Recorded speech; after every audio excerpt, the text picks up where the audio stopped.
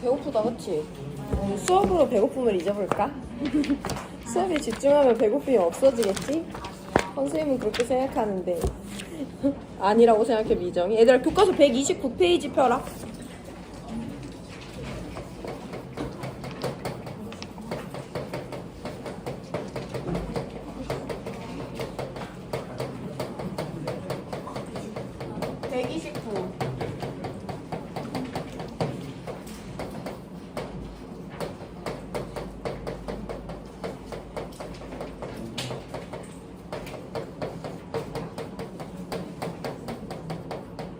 우리 여태까지 배운 거 복습 한번 할게요. 일단 이번 테마에서는 분자의 구조로 시작됐었죠. 분자의 구조는 무슨 이론으로 설명한다? 무슨 이론으로 설명한다? 전자쌍 반발 이론으로 설명하죠. 누구 주변에? 중심원자 주변에 누구를? 전자쌍을 어떻게 해야 돼? 반발력이 최소화되게 가장 멀어지게 배치를 해야 돼요. 그래서 2개면 반대 방향, 3개면 평면 삼각형의 꼭지점, 4개면 삼연체의 꼭지점을 향한다. 이 와중에 중심원자가 비공유 전자쌍을 주변에 갖는지 안 갖는지에 따라 결합각이 달라지기도 하고, 다중결합이 있는지에 따라서 공유 전자쌍 개수가 같더라도 나눠지는 방향이 달라질 수 있어요. 이걸 수업 많이 연습하면 적응이 되고 우리 연습을 많이 했다고 생각하고요. 그 다음에 넘어가서 분자의 극성과 무극성을 따지는 개념 배워봤어. 분자가 극성인지 무극성인지 판단하려면 무슨 값을 알아야 돼?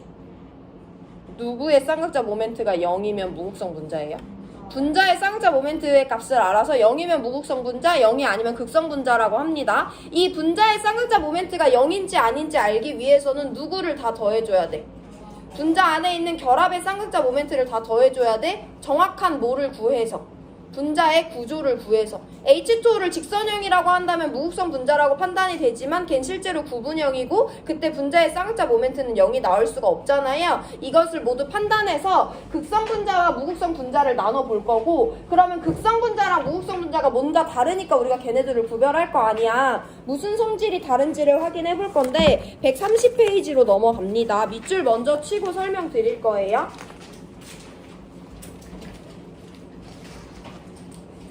첫 번째 줄부터 밑줄 칩니다. 동그라미 1번이에요. 극성 분자는 한 분자 안에 서로 다른 부분적인 전하를 띤 부분이 있으므로 물줄기의 대전체를 가까이 하면, 이때 물줄기는 물이 극성 분자거든? 극성 분자 줄기라고 알고 계시면 되고 써주시면 됩니다. 극성 분자 액체 줄기라고 써주셔도 돼요. 물줄기, 극성 분자 액체 줄기 라고 써놓고 1번화 시켜서 봅니다. 의 대전체를 가까이 하면 아래 그림과 같이 극성 분자인 물, 액체 줄기 분자가 대전체 쪽으로 끌리면서 물줄기, 극성 분자 액체 줄기가 휘어진다. 그 밑에 줄 끝에 대전체가 띄고 있는 전하의 종류에 관계없이 H2O 분자, 극성 분자는 대전체로 끌려간다까지 밑줄 쳐서 이게 동그라미 1번 덩어리예요. 그림 바로 밑에 줄 동그라미 2번입니다. 극성 물질은 극성 용매에 잘 용해되고 무극성 물질은 무극성 용매에 잘 용해된다. 이게 두 번째 특징이고요. 동그라미 3번 바로 밑에 줄 분자량이 비슷한 물질은 분자의 극성이 클수록 녹는 점이나 끓는 점이 높다까지 동그라미 3번 쳐두시면 돼요.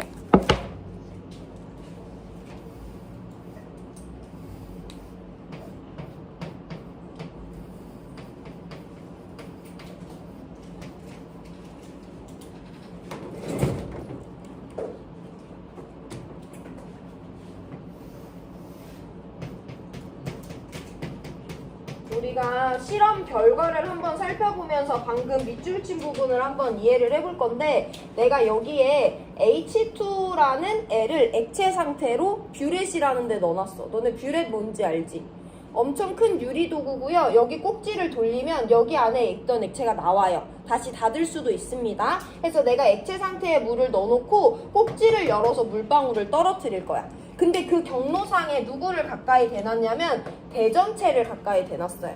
대전체는 그냥 전하를 띠는 물질이라고 보면 되고, 마이너스 전하를 띠는 대전체도 있고 플러스 전하를 띠는 대전체도 있는데요. 제가 마이너스 전하를 띠는 대전체를 여기다 갖다 놨습니다.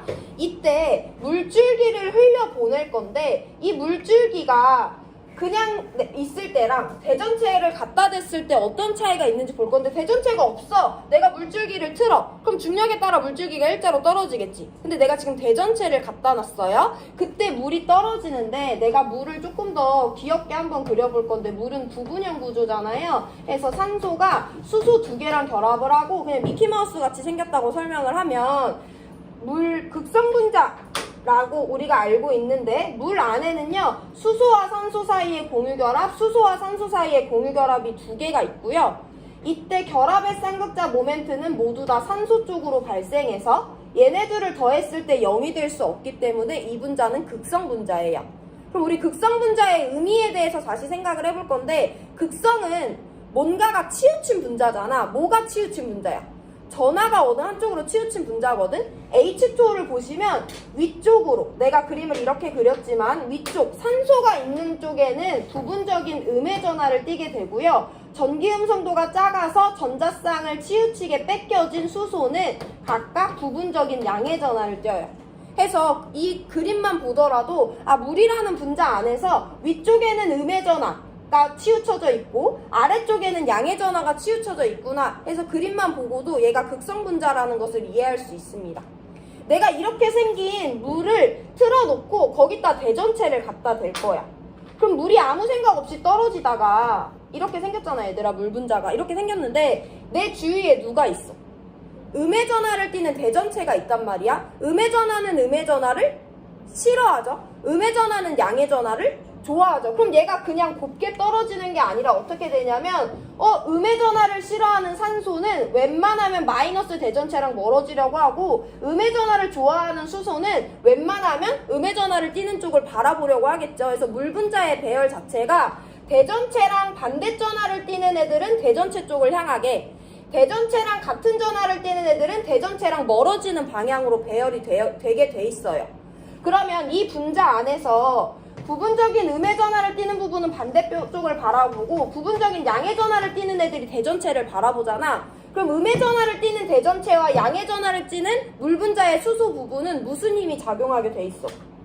정전기적 인력이 작용하게 되어 있거든요. 그 인력에 따라서 물은 일자로 떨어지는 게 아니라 대전체 쪽으로 휘을 수밖에 없는 거예요.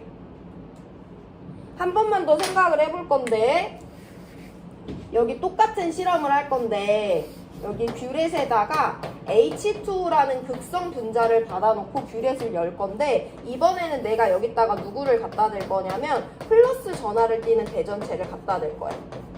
그리고 이번에도 마찬가지로 극성 분자, 전하에 치우침이 있는 분자를 떨어뜨릴 거예요.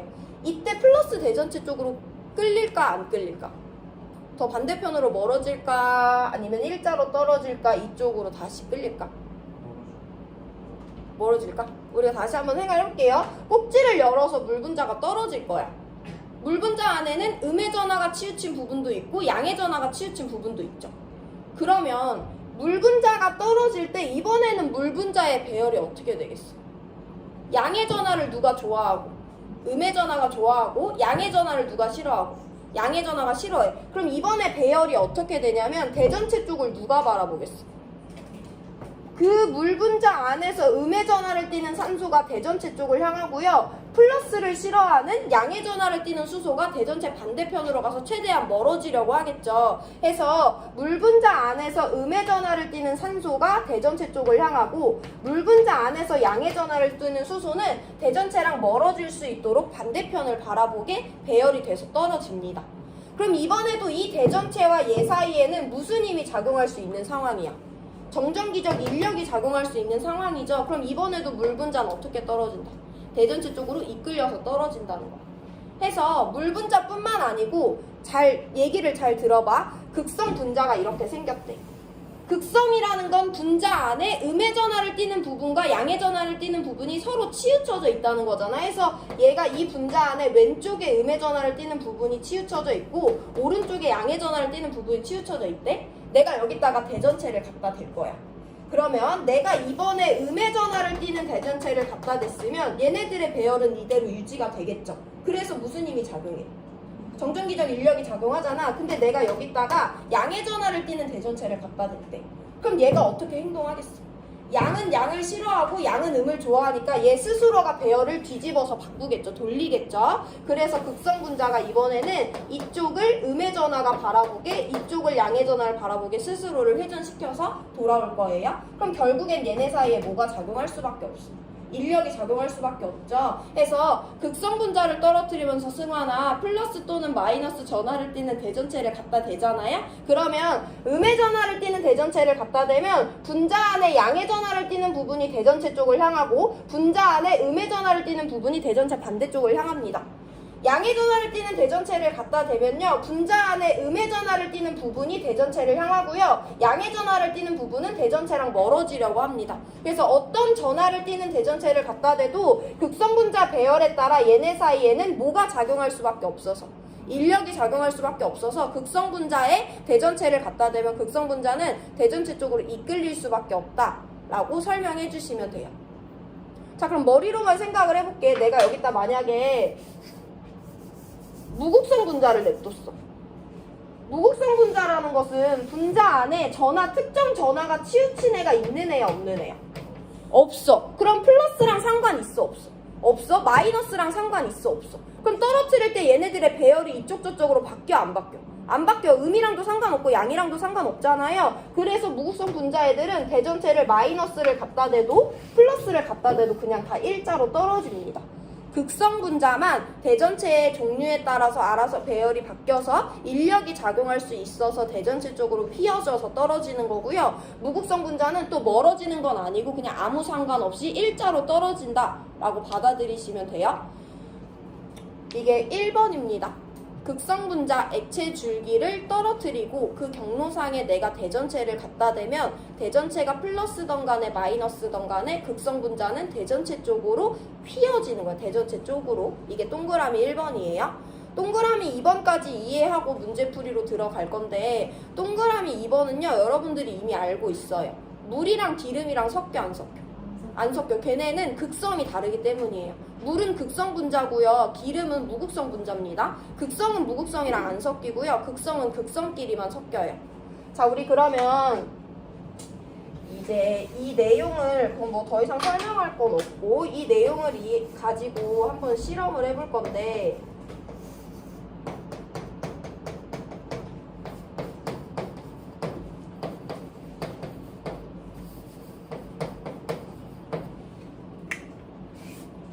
내가 여기다가 액체 A, 액체 B, 액체 C를 넣고 뷰렛을 열어서 떨어뜨릴 건데, 여기는 마이너스 전하 띠는 대전체, 플러스 전하를 띠는 대전체, 마이너스 전하를 띠는 대전체를 갖다 놓을 거야. 일단 첫 번째 실험 내용입니다. A를 떨어뜨렸더니 마이너스 쪽으로 휘었대. B를 떨어뜨렸더니 플러스 쪽으로 휘었대. C를 떨어뜨렸는데 어디 쪽으로도 휘지 않았대. 이 실험 결과를 먼저 해석을 해볼 거예요. A 액체가 대전체 쪽으로 이끌렸네. A는 극성이야, 무극성이야? 극성이라고 우리 판단할 수 있죠. 극성 분자만이 대전체 쪽으로 이끌리니까. B 분자가 플러스 전하를 띠는 대전체 쪽으로 휘었대. B는 극성 분자야, 무극성 분자야? 이번에도 극성 분자라고 볼 수 있죠. C는요 마이너스 대전체를 갖다 댔는데 그 어디 쪽으로도 안 휘었대요. 얘 극성이야, 무극성이야? 무극성이라고 일단 판단할 수 있어요. 자, 그러면 내가 만약에 이 실험에서 얘를 다 플러스 대전체로 바뀌었어. 그럼 이 실험 결과 바뀌어, 안 바뀌어? 안 바뀌지. 대전체 종류랑 상관없어요. 추가 질문입니다. A랑 B를 섞으면 잘 섞여, 안 섞여? 극성이랑 극성은 잘 섞이죠. A랑 B는 잘 섞여요. 잘 용해된다고 표현하시면 됩니다. A랑 C를 섞으면 둘이 서로 용해가 되겠어, 안 되겠어? 안 되겠지. 극성이랑 무극성은 용해된대, 안 된대? 서로 안 섞인대. 해서 A랑 C는 섞이지 않아요. B랑 C는 안 섞인다라고 해석할 수 있으면 됩니다. 이 두 가지만 알고 계시면 돼요. 극성 분자와 무극성 분자를 액체 상태로 떨어뜨리면서 대전체를 가까이 댔을 때 대전체 종류랑 관계없이 극성 분자는 대전체 쪽으로 휘어지고요. 무극성 분자는 휘어지지 않습니다. 극성 분자는 극성끼리 잘 섞이고요. 무극성은 무극성끼리 잘 섞입니다. 오늘 개념 수업 여기까지 해서 3단원 개념 수업 끝났고요. 우리 문제 2점짜리 보기 전에 3점짜리 문제 먼저 보고 지금 배운 거 확인하고 넘어갈 건데요. 3점짜리 4번 나 TV 켜는 동안 읽어보고 3점짜리 4번 문제 같이 한번 읽어보면서 방금 배운 내용 확인을 해볼 거고, 일단 문제에서 주어진 단서만을 활용해서 문제 풀어보고 추가적인 내용 알려드릴게요. 물질의 극성과 용해의 관계를 알아보기 위한 실험이래. 헥세인이라는 애가 등장하는데 얘는 무극성 분자라고 문제에서 알려줬고요. A가 누군지 찾아야 되는데 H2O랑 CCl4 둘 중에 하나다라고 알려줬어. 그림과 같이 두 층으로 분리된 헥세인과 A 액체가 들어있는 시험관이래. 거기다가 아이오딘 솔리드 상태 용지를 넣고 흔들어 녹였더니 헥세인층이 무색에서 보라색으로 색깔이 변하였고 A 액체층은 아무런 변화가 없었대요. 자, 일단 처음부터 해석한다 얘들아. C6H40라는 헥세인이랑 A라는 액체 두 가지를 같이 넣어놨는데 얘네들은 지금 이걸 봤을 때 섞여 있어, 안 섞여 있어? 안 섞여 있어, 분리되어 있지. 그럼 A랑 헥세인은 극성이 같다는 거야, 다르다는 거야? 다르다는 걸 먼저 받아들이시면 돼요. 그럼 문제에서 헥세인이 무슨 분자라고 줬으니까? 무극성 분자라고 줬으니까 A는 누구기 때문에 안 섞이는 거야? 극성 분자이기 때문에 얘네들이 안 섞이는 거다라고 해석해 주시면 돼요. 두 층으로 분리되어 있다고 했으니까 헥세인이랑 A는 극성이 다르구나. 헥세인은 문제에서 무극성이라고 줬으니까 A는 극성이겠구나 라고 해석해 주면 돼요. 내가 거기다 그 액체들한테 아이오딘 솔리드, 그냥 어떤 용질 가루를 넣은 거야. 근데 얘 누구한테 녹아있니? 헥세인한테 녹은 거야? A한테 녹은 거야? 아이오딘은 투명색일 수도 있지. 그럼 둘 다 무색으로 유지가 될 수도 있는데 지금 누구의 색깔이 바뀌었어? 헥세인의 색깔이 바뀌었어. 그럼 이제 헥세인 액체층에 뭔가 변화가 있다는 거잖아. 내가 여기서 여기로 갈 때 준 변화는 아이오딘이란 고체를 넣어준 거밖에 없거든요. 그럼 그 말은 아이오딘은 헥세인에 녹았다, A에 녹았다. 헥세인에 녹았다는 거야. 그럼 극성은 극성끼리, 무극성은 무극성끼리 녹이니까 아이오딘은 극성 분자다, 무극성 분자다? 무극성 분자다. A층에는 아무런 변화가 없었으니까 A는 여전히 극성이기 때문에 아이오딘을 녹이지 못하는구나 라고 해석해 주시면 됩니다. 자, 그럼 우리 배운 정석대로 풀어볼 건데 A는 H2O랑 CCl4 둘 중에 하나래. 누가 극성 분자인지 찾으면 A 바로 찾을 수 있잖아. H2O 우리 너무 많이 봤죠? H2O는 104.5도의 구분형이에요. 해서 산소 쪽으로 두 개의 결합 쌍극자 모멘트가 발생하는데 얘는 상쇄될 수 없기 때문에 H2O는 극성 분자입니다. A가 H2O가 될 수 있겠네. 그래도 우리 한번 학습하는 입장에서 확인을 해보면 CCl4는 4개 부족한 탄소 하나랑 하나 부족한 염소 4개가 만났으니까 누가 중심 원자야? 탄소가 중심에서 염소 4개랑 단일 공유 전자쌍을 하죠. CCl4의 분자 구조 따져볼 건데 공유 전자쌍 4개고 다 단일 공유이기 때문에 분자 구조 어떻게 생겼어? 정사면체형으로 탄소가 가운데서 염소 4개의 109.5도의 정사면체형을 형성하죠. 탄소보다 염소의 전기음성도가 세요. 그럼 결합의 쌍극자 모멘트 4개가 발생했는데 이 4개의 크기가 다 어떻고? 똑같고 방향이 대칭으로 뻗어나가요. 그럼 이때 결합의 쌍극자를 다 더하면 분자의 쌍극자 모멘트가 0인 얘는 무극성 분자잖아. CCl4는 A가 될 수 있어? 없어. 그래서 우리는 A가 H2O가 된다라고 찾아주면 되는 거예요.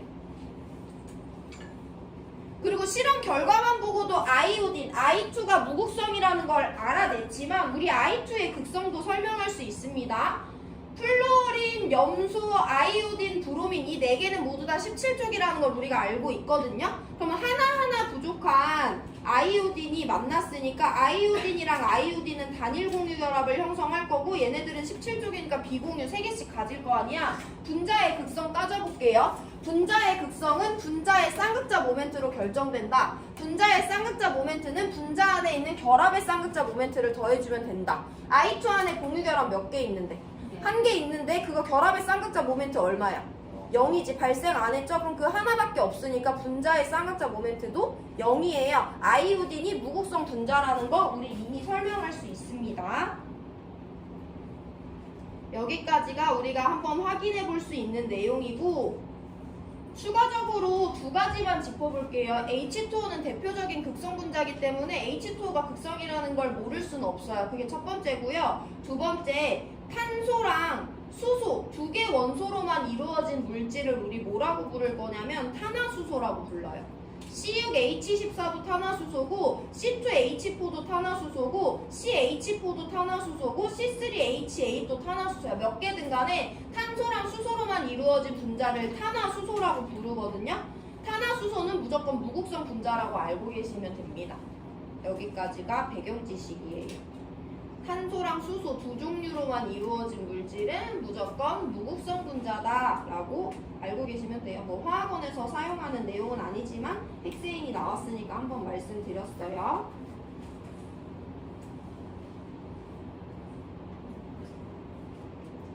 자, 보기 해석 들어갑니다. 기억. 아이오딘 무극성 분자는 A, 극성 액체보다 무극성 헥세인에 더 잘 용해된다. 맞지? 무극성끼리 녹으니까 얘네 둘은 녹고 얘네 둘은 안 녹는 사이잖아요. 그래서 I2는 A 리퀴드보다 헥세인 리퀴드에 용해 잘 된다는 걸 설명할 수도 있고 그림에서도 보여주고 있습니다.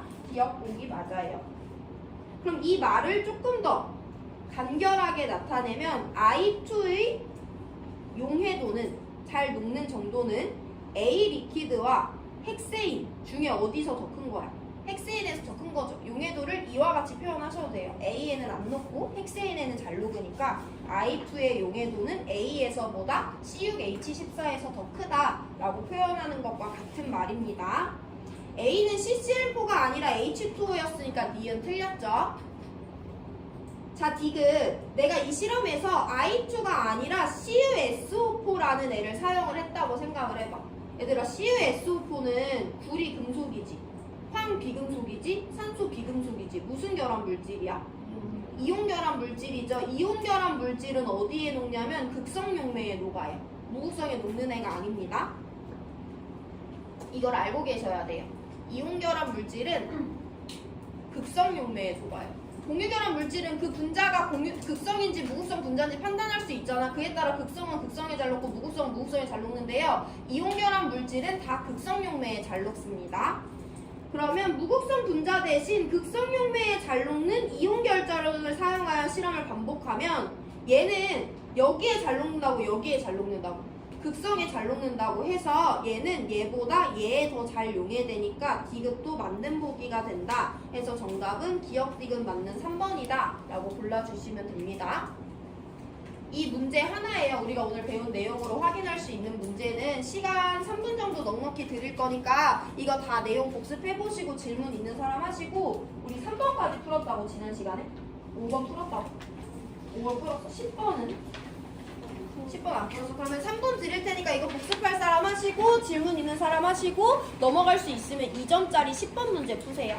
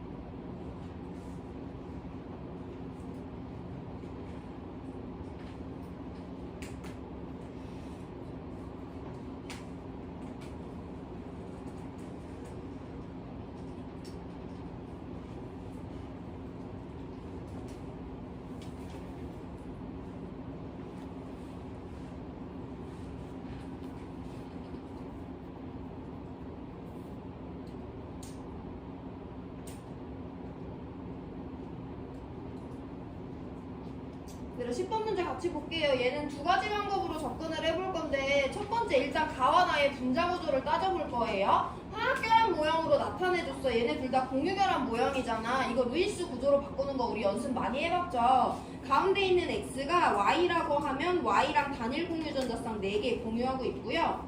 가운데 있는 A가 4개 방향에 있는 B랑 단일 공유전자쌍 하나씩 공유하고 있어요. 해서 가에서도 나에서도 어쨌든 중심원자 주변의 전자쌍만 보면 돼. 누군지 안 중요해요. 단일 공유전자쌍 4개 있고 단일 공유전자쌍 4개 있으니까 가의 구조도 나의 구조도 결합각 109.5도의 정사면체형이다 라고 우리 판단하는 것은 어렵지 않아요.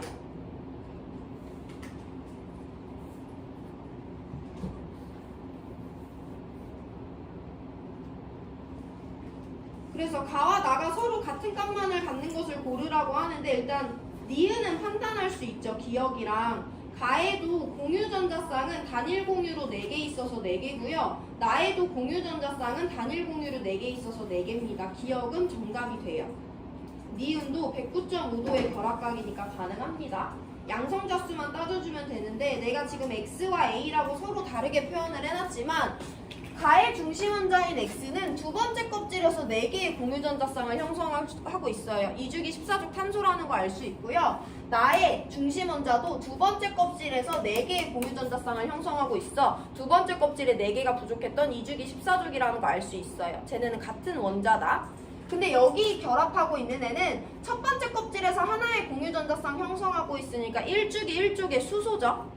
얘는 두 번째 껍질에서 하나의 공유전자쌍 형성하고 있으니까 두 번째 껍질에서 하나가 부족했던 2주기 17족이잖아요. 그래서 얘네들의 이름을 한번 바꿔보면 여기도 X가 Y가 아닌 G라는 애랑 결합한다라고 볼 수 있고 이때 중심원자 역할을 하는 X는 2주기 14족, Y는 1주기 1족, G는 2주기 17족 각각 6번, 1번, 9번이라는 걸 알 수 있지. 그럼 양성자수는 가에는 6개, 1개, 1개, 1개, 1개 해서 10개 있는 거고 6개, 9개, 9개, 9개, 9개 했으니까 42개 있겠죠. 그래서 양성자수는 절대 같을 수가 없어요. 그래서 디귿 틀려서 기억, 니은 맞는 3번 골라주시면 됩니다. 근데 얘들아 문제 풀 때 사실 이거 루이스 구조로 바꾸는 것도 시간이 걸리잖아. 루이스 구조로 바꾸지 않고서도 어쨌든 분자의 구조는 중심원자로 결정이 되는데 중심원자 주변에 단일 공유전자쌍 4개 있는 거 확인되죠? 중심원자 주변에 단일 공유전자쌍 4개 있는 거 확인되죠? 이러면 기억, 니은 보기까지는 굳이 루이스 구조로 바꾸지 않고 확인할 수 있어요. 그래서 루이스 구조로 바꾸지 않고 문제 푸는 것도 연습 한번 해보시면 됩니다. 시간이 줄어드니까. 시간 2분 드릴 건데요. 질문 있는 사람 하시고 11번 문제 풀어보세요. 11번이랑 9번 남았는데 걔네들은 지금까지 푼 거랑은 조금 난이도가 약간 달라요. 조금 높아집니다. 2점짜리 11번 푸세요.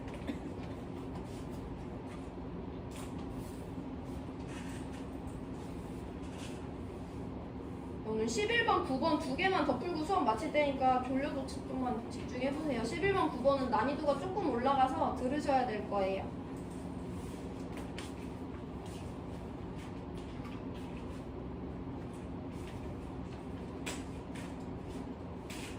너는 오늘 일찍 간다며? 네. 웃는 거 봐, 하면서. 부럽다. 야자예요. 아, 야자해? 우리 학교가 야자가 있구나. 응? 야자가 있구나.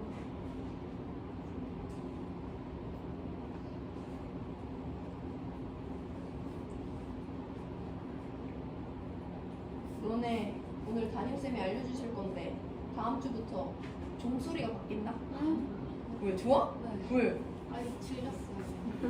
근데 진짜 이상할 거야. 어. 진짜 특이해, 종소리. 쌤 무슨 줬어요? 내가 바꿨어. 내가 부른 건 아니야. 내 안목이라고 생각하지 말아줘. 누가 볼래? 교장. 아니, 교육청에서 온 거야, 아예. 근데 진짜 웃겨.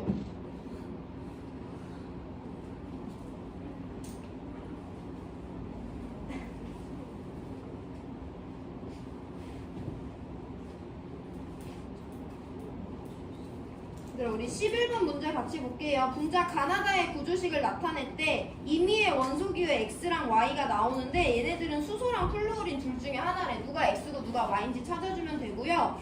이때 힌트 하나 있습니다. 가에서 산소가 부분적인 양전하를 띈대. 자 볼게요. 가에서 산소가 X랑 공유결합하고 있고 X랑 공유결합하고 있어. 여기 두 개의 똑같은 상황에 극성 공유결합이 있죠. 근데 이때 산소는 부분적인 양의 전하를 띈대. 그럼 이 극성 공유결합이랑 이 극성 공유결합은 각각 산소 쪽으로 치우치는 거야? X 쪽으로 치우치는 거야? 얘가 부분적인 양의 전하를 띈다는 건 전자쌍이 얘 쪽이 아니라 반대쪽으로 치우치니까 부분적인 양의 전하를 띠게 되겠죠. 그래서 가 분자에서 결합의 쌍극자 모멘트를 표현을 해보면 이와 같이 생겼다. 그럼 X 누구겠어? 플루오린이죠. 우리가 알고 있는 비금속 중에 수소는 전기음성도가 거의 가장 낮은 편에 속해요. 그걸 알고 계시면 되고요. 그걸 모르더라도 산소랑 플루오린은 매우 오른쪽 위에 있는 원소들로서 지구상에서 산소보다 전기음성도가 센 애는 플루오린밖에 없어요. 그것도 문제 풀다 보면 알게 되실 거고, 어쨌든 부분적인 양의 전하를 띈다는 것은 산소보다 X의 전기음성도가 크다라는 거예요. 그래서 이렇게 접근해 주시면 됩니다. 그러면 X가 F가 되고 나머지 하나 Y가 수소가 되는 거죠. 여기 조금 이해가 안 되나? 다시 설명해 주세요. 자, 그러면 X는 수소, 플루오린이고 Y는 수소래. 그러면 산소가 Y, 수소랑 결합하고 있어. 그럼 여기서는 다 산소 쪽으로 발생하니까 이번에는 산소가 부분적인 음의 전하를 띠겠죠. 어쨌든 우리는 X랑 Y를 찾았다. 이거 가지고 문제를 볼 건데, 어쨌든 문제에서 각도 물어보고 있기 때문에 우리가 분자 구조를 다 한번 따져볼 거예요. 가산소야. 산소가 비공유 전자쌍 두 개 갖는다는 건 내가 디폴트로 알고 있어야 된다고 했죠. 그래서 가랑 나는요, X랑 결합했건 Y랑 결합했건 중심 원자 주변에 전자쌍 4개인데 비공유 2개, 단일 공유 2개 있기 때문에 가와 나는 둘 다 104.5도의 구분형 분자 구조다 라고 알고 계시면 됩니다. 설명해 주시면 돼요. 다는요, N이라는 원자가 Y랑 단일 공유 결합을 했어. Y가 누군지랑 상관없이 중심 원자 N 주변에는 단일 공유 3개 있고요. N은 15족이니까 비공유 하나 가지죠. 비공유 하나에 단일 공유 3개 있을 때 결합가가 얼마고? 107도고 삼각불형 구조 된다는 거 설명할 수 있어야 됩니다. 그럼 디귿보기 먼저 볼게요. 결합각은 나가 다보다 크냐라고 하는데 나는 비공유가 2개나 있어. 결합각이 더 작아진 상황이죠. 그래서 나보다 다가 크니까 디귿 틀렸어요. 자, 우리 니은보기 아까 따져봤습니다. Y 수소예요. 수소보다 산소의 전기음성도가 세기 때문에 나에서 산소는 부분적인 음전하를 띠게 되는 게 맞아요. 기억, 전기음성도는 X가 5보다 크니 가에서 산소가 부분적인 양전하를 띈다는 건 산소보다 X의 전기음성도가 세니까 부분적인 양전하를 띠게 되겠죠. 그래서 X가 산소보다 전기음성도 센 거 맞으니까 기억, 니은, 나가 이윤에서 Y는 나에서 Y는 부분적인 음전하를 띠냐고 하는데 산소보다 Y보다 전기음성도가 세니까 Y는 부분적인 양전하를 띠죠. 기억만 맞는 1번 골라주시면 돼요. 오랜만에 실수했네. 질문 있는 사람 하시고 우리 2분 뒤에 9번 문제 풀고 끝낼 건데 9번 내가 옛날에 다원자 이온 설명해줬거든? 그거 기억이 안 나더라도 얘들아 가와 나의 분자 구조를 한번 설명하려고 해보세요. 어쨌든 분자 구조는 중심 원자 주변의 전자쌍으로 결정됩니다. 9번 문제 풀어보세요.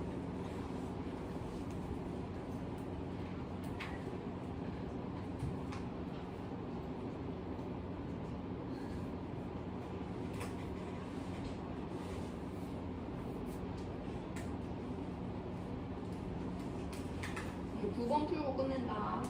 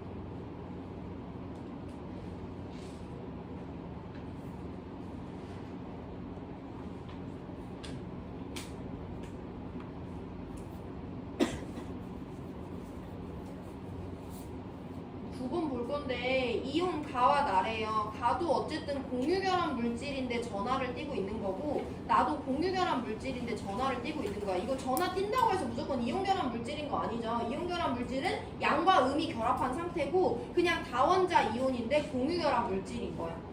얘 구조를 설명해 볼 거야. 중심원자 누군데? X인데 X 주변에 전자쌍 단일 공유 하나, 단일 공유 하나, 단일 공유 하나, 비공유 하나 있죠. 이때 결합각 몇 도? 107도의 삼각불형 돼줘야 되죠. 그대로 설명해 주시면 돼요. 중심원자 주변의 전자쌍을 분석하시면 됩니다.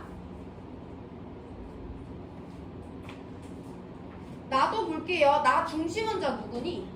Y야. 얘 주변에 전자쌍 몇 개 있는데? 4개 있는데 비공유 전자쌍? 없고 다중결합? 없어. 그럼 4개 방향으로 찢어지면서 단일 공유 4개니까 결합각 몇 도? 109.5도의 정사면 체형이 된다라고 그대로 설명해 주시면 돼요. 우리 배운 대로. 근데 조금 더 배경 지식을 넣어서 보면 다원자 이온은 보통 플러스 전하를 띠는 경우와 마이너스 전하를 띠는 경우 두 가지로 나눠지는데 플러스 전하를 띠는 경우는 딱 하나예요. 얘는 원래 어떻게 생긴 애였냐면 이렇게 생긴 애랑 이렇게 생긴 애가 서로 다르게 있었던 거야. 우리 옛날에 봤던 거 기억나지? X는요 원래 H 두 개랑 공유 결합을 하고 있었는데 여기 전자가 하나도 없는 H 플러스가 달라붙은 거라고 생각하시면 돼요. 옛날에 우리 한번 봤었다. 그래서 이렇게 생긴 애가 전자 하나도 없는 H랑 만났대. 그럼 이거 보면 어차피 XH3에서 X는 공유결합을 형성하고 있는 애고 H도 공유결합을 형성하는 애야. 얘네들이 만나면 공유결합을 형성할 수밖에 없는데 공유결합이라는 건 자고로 전자를 공유해야 되는 거잖아요. 근데 얘는 공유할 전자가 있는 애야 없는 애야? 1번 수소인데 플러스니까 전자 하나도 없죠. 그래서 얘네들의 결합에는 X가 갖고 있던 비공유 전자쌍이 일방적으로 공유 전자쌍으로 기여되는 결합이 형성될 수 있다고 설명해 드렸잖아요. 그럼 얘는 누구랑 H 플러스가 만난 거야? 누구랑? 원래 비공유 전자쌍이 공유 전자쌍으로 활용된다고 했으니까 이 공유 전자쌍은 원래 Y의 비공유 전자쌍이었겠죠. YH3랑 H 플러스가 결합해서 YH4 플러스가 만들어졌다라고 해석해 주시면 됩니다. 어떤 애가 갖고 있는 비공유 전자쌍이 H 플러스랑 만나는 거니까 이렇게 생겼어. 이건 원래 Y의 비공유 전자쌍이었는데 H 플러스와의 결합에 사용이 돼서 공유 전자쌍으로 활용이 됐다라고 봐주시면 되고요. 원래 어떻게 생긴 애였냐면 이렇게 생긴 애랑 H 플러스가 결합해서 YH4 플러스라는 다원자 이온이 XH3 플러스라는 다원자 이온이 만들어진다라고 생각해 주시면 돼요. 기억. 그치만 우리는 XH2가 아니라 가라는 다원자 이온과 YH4 플러스라는 나라는 다원자 이온에 대해서 봅니다. 가. XH3 플러스에는 중심원자 주변에 단일 공유 3개와 비공유 하나 있었으니까 분자 구조 삼각뿔이죠. 이온의 구조는 삼각뿔은 대표적인 입체 구조다, 평면 구조다. 입체 구조예요. 구성 원자가 모두 동일 평면상에 있지 않은 입체 구조이기 때문에 기억폭이 틀렸다라고 판단해 주시면 되고, 나도 얘가 전하를 띄건 안 띄건 간에 구조는 중심 원자 주변의 전자쌍을 분석하면 되는데 단일 공유 전자쌍 4개 있으니까 109.5도의 정사면 체형이 맞다라고 해주시면 되고,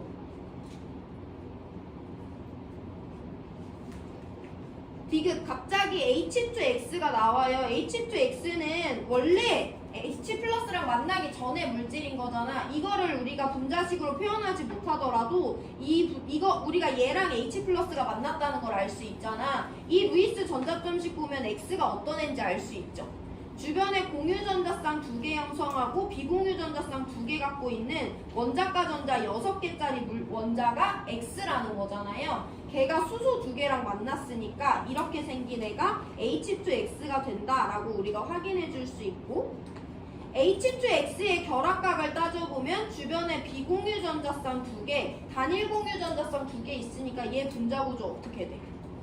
104.5도의 부분형 분자구조가 되는 거죠. 해서 얘의 결합각은 104.5도고 나의 결합각은 109.5도이기 때문에 104.5도와 109.5도 중에서는 109.5도가 더 크죠. 그래서 디귿 보기 틀리고 니은만 맞는 2번 골라주시면 됩니다.